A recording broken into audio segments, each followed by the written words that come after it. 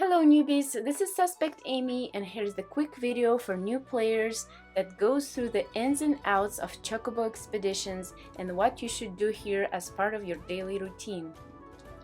To start with, let's answer the most common question. Should you spend a bunch of Visuor on upgrading your Chocobo area by either unlocking more unit slots or increasing the capacity? Well, it depends. Let's start with unit slots. Unlocking additional unit slots seems to do absolutely nothing to affect the drop frequency or rarity of items here. The only benefit to doing this is just so you can have a couple more units gathering experience. The experience gain here is pretty small but actually pays off if you can use the Chocobo system to slowly max every unit in your inventory. The number of masteries you unlock by doing this will make your account stronger overall. Okay, what about increasing the Chocobo capacity? Should you spend Visuor on that? Let's do some math. For starters, you absolutely must increase it past 60, because using 10-hour speed tickets will bring in 60 items, so it's a waste if you can't collect all of your gains from this. If you don't have 60 capacity, save your 10-hour speed tickets until you do. Let's say you do have 60 capacity.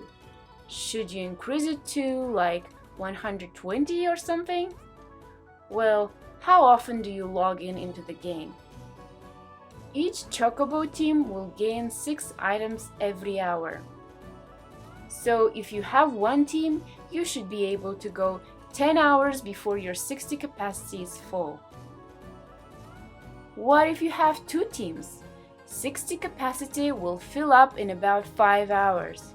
So if you are not logging into the game every 5 hours, you will need to bump your capacity up so you are not losing resources.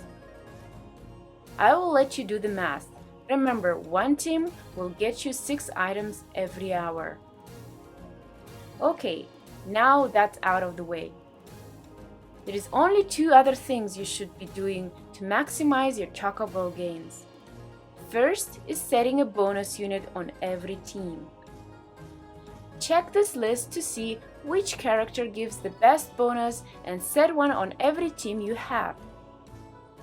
This list will change every Wednesday, so be sure to check it frequently.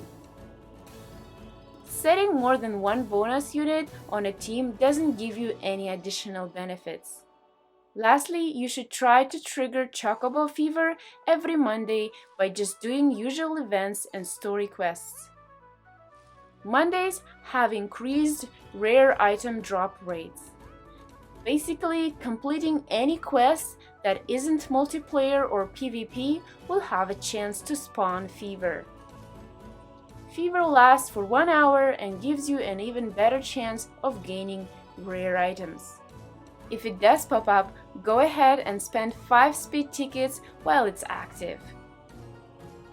The speed tickets only run against whatever team you currently have shown. So if you're trying to get, for example, Sweetheart Celia shards like me, then make sure you have a high bonus unit in place and your team is pointed at the right area. The general rule of thumb is feel free to spend the 2-hour speed tickets if you happen to trigger Fever on normal days, but save the 5 and 10-hour tickets exclusively for Mondays. Be sure to tap collect items between every speed ticket, as there are additional weekly and monthly quests associated to how often you collect, so might as well kill 2 birds with 1 stone, right? You'll notice I didn't talk about where to point your expeditions. I don't think this needs much explanation. Just think about what you need and look through the drops and set the area accordingly. If you can't think of anything you need, then your default should likely be the Summoner's Frontier, because the different ways of gathering Esper materials are pretty limited. Anyways, if you want to see more helpful videos, please consider liking and subscribing. Bye everyone!